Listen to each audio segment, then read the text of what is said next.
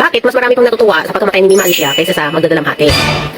Pansin nyo ba yung pagkamatay ni Rene Baterbunya?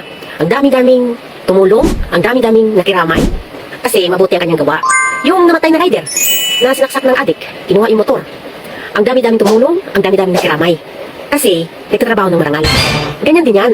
Kapag ano ang ginagawa mo sa kapwa mo, ganun din yung balik. Ang kagaga mo, kinuntento pa si Alicia. Simple lang kasagot, alinganga, kasi syempre anti-DDS siya, anti-Duterte siya. Kaya masaya kayo sa pagkamatay niya kasi isang tinik po si Mima Alicia para sa inyo na mga DDS at sa mga Duterte. Diba? Ganon kasimple sagot sa imo nga pagkaalinganga day. Huwag mo nang dalhin yung si Rene at ang rider, alinganga, magkaiba yun.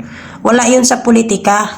Diba? Kasi kung sa politika yun si Rene at yung rider sa politika, malamang pinagtawanan nyo din kasi ganyan kayo kahalang ang bituka kagkademonyo, mga diputa.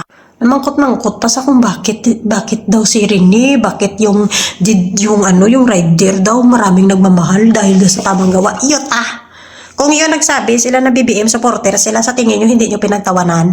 Ha? Kung yun nagsabi sila na suportado nila ang gobyerno ngayon, hindi nyo pinagtawanan? Baka nga hindi nyo rin sinuportahan eh. Baka masaya din kayo sa kanilang pagkamatay. Diba? Kasi hindi kayo pares sa paniniwala, agagasi mo. Daloon pa sa mga ganyang usapan, yung diputa, kayong mga tao na yan, pataymikin mo sila, agaga. Ha? Simple lang kasagot si imo, anti-Duterte, kaya pinagtawanan nyo. Pero kung yan mga Duterte supporter ang namatay dyan at pinatay, baka hindi lang yan, baka mas lala pa yung ginagawa nyo ngayon kaysa sa amin. Kami nagluluksa lang kami dito, nakikiusap sa inyo na kung pwede, tumigil kayo sa kakasalita nyong masama, nahayaan nyo at irespeto nyo muna ang patay. Nahayaan yung pagluksaan muna ng mga taong nagmamahal kay Alicia, ng pamilya niya at mga kaibigan niya si Alicia. Yun lang pakiusap namin.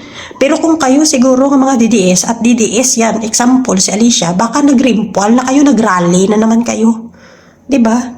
Kasimple lang ng sagot, yung diputa ka, ginawa mo pang kahaba-haba, animal ka. Huwag mong i-content si Alicia, gaga ka. Baka mamaya yung kaligayahan yung namatay si Alicia, mangyari din sa inyo, hindi natin alam. Hindi natin alam ang tadhana natin. Hindi natin alam kung ano ang ikakamatay natin. Ha? Kaya huwag mong ikasaya ang pagkamatay ng ibang tao. Ang pagkapatay ng karumaldumal ng isang tao, ng pagkamatay ng dahil sa isang krimen at sinadyang krimen at pagpatay. Hindi yan nakakatawa, alinganga. Krimen yan, gaga ka. Tampaon ta kung animal ka. Tigilan mo, nakakaano kay Alicia ngayon, diputa ka.